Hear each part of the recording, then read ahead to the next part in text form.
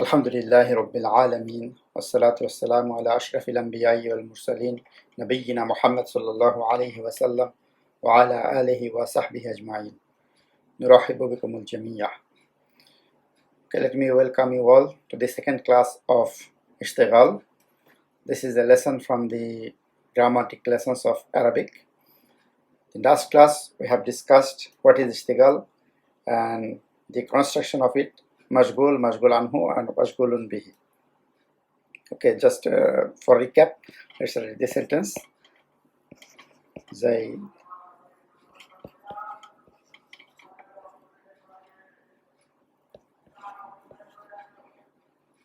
This is the example of a sentence where there is اشتغال.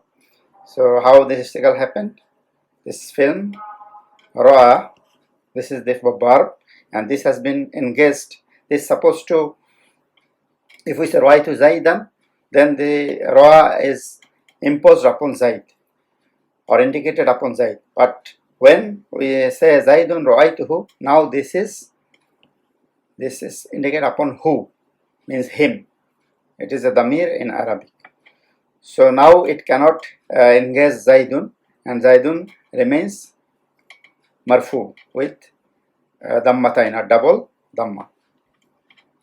Now this sentence can also be here the verb ra is the mashghul and the ism Zaid is mashghulun anhu and hu is mashghulun bihi, as you have learned in the last sentence.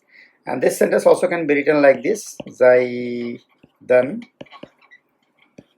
with the mansub or fathatain upon above dal, ra'aytuhu.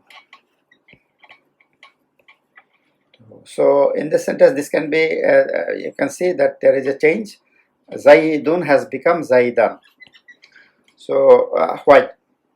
Has this fi'l ra has made it maf'ulun bihi mansub? La, no, it cannot happen because it has already made this who maf'ulun bihi. So who has made Zaidan maf'ulun bihi or object? So Zaidun has become object. We have to assume that there is another fi'l before it, which is omitted. What is that fi'l? It is the same fi'l, ra, ra'aytu.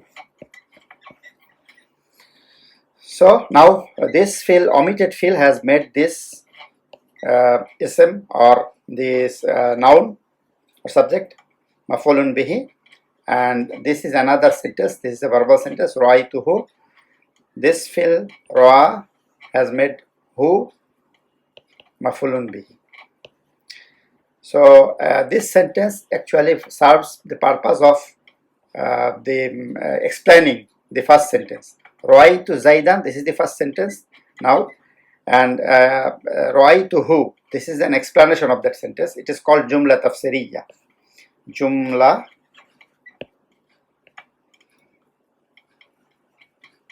tafsiriyya.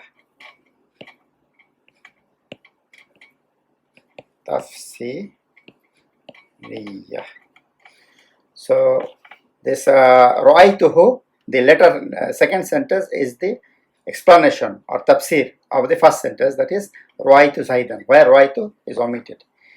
Today we'll learn if the fi'l or the verb does not take a maf'ul or object directly, but it requires a preposition. So, or it requires or the maf'ul has a mudaf, and maf'ul is mudaf and the object is mudaf and there is a mudaf ilayhi. What happens then? So first let us have an example with the preposition. Okay, let me write it with a different color. Al mil'aqatu.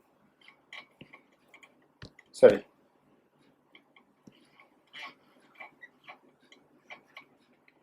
Mil'aqatu akaltu biha. Akaltu biha. So in this sentence you can see there is a preposition or harf jar after the fi'l akaltu. So now what happens? This sentence is complete because in this sentence the mil'aqa, it is marfu. That means it is mubtada or the beginning of the sentence, and this sentence akaltu biha as the jumla fi'liya, and it is khabar for this sentence. But in the same sentence, if we write it mil'aqatu,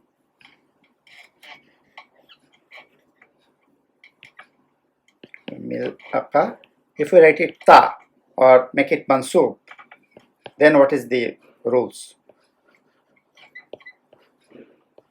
Kaltu biha.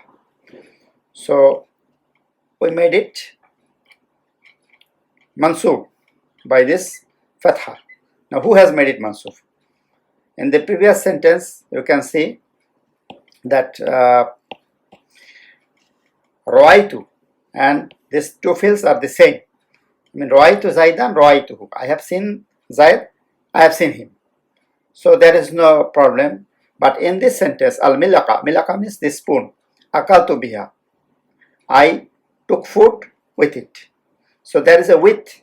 Now if we say the same thing, like akala is the verb or eating. So if we say akaltul milakata, then it doesn't make any sense because we cannot eat a spoon. So for this preposition, we have to have a different verb according to it at the beginning of the sentence, which made this mil'aqa or this spoon an object. So what could be that verb? Think. Okay, we have actually used this spoon to take food. So using is istamala. Istamala. So what we write? Istamaltu al-mil'aqata. Istamaltu.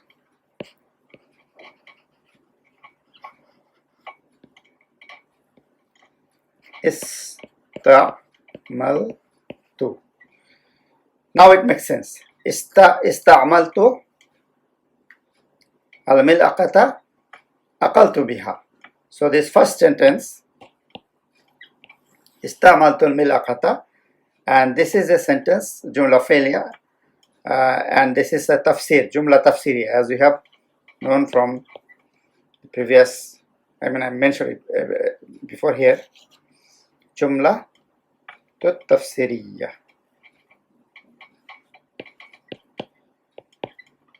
Okay. So now you can see that to make it mansub, we have a different fill, but it is according to this preposition or harf jar B, because ista'maltul milaqata, we have used the spoon and we akaltu biha, we took food with it. Okay, I think this is clear. So let us go to the next example.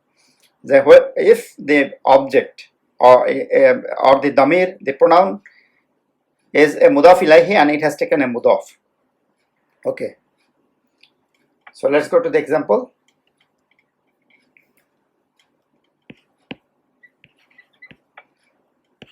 Zaidan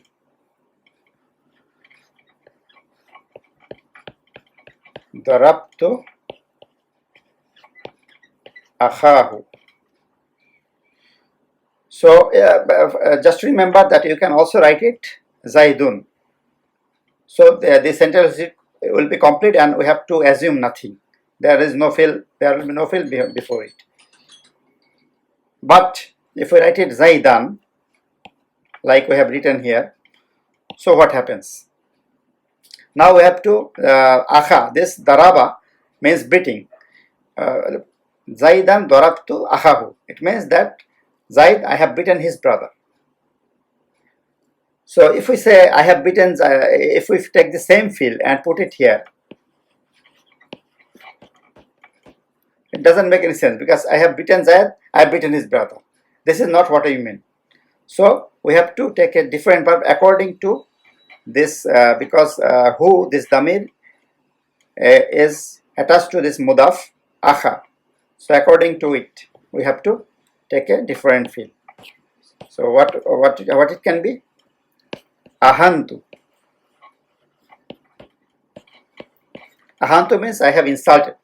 Ahantu Zaidan. Now this sentence, Ahantu Zaidan that means I insulted Zaid. Darabtu akhahu. I have beaten his brother. So this becomes a jumla tafsiriya or explanatory sentence for this sentence. And the whole, but while pronouncing the sentence, we don't pronounce ahantu. We say just Zaidan darabtu akhahu. And it is assumed that there is a fi'l which is ahantu before Zaid. Okay, let us finish it today here. In the next class, we will discuss the places where this اشتغال or اشتغال becomes obligatory to make the mashghulun anhu or the fi'l, the ism mansub, and there are places where it has to be marfu, and there are places where it is up to us. So we can, and there are some places also which one is preferred. The either one is preferred. So we'll discuss it in the next class, inshallah. Subhanaka Allahumma bihamdika nashhadu an la ilaha illa anta nastaghfiruka wa natubu ilayk.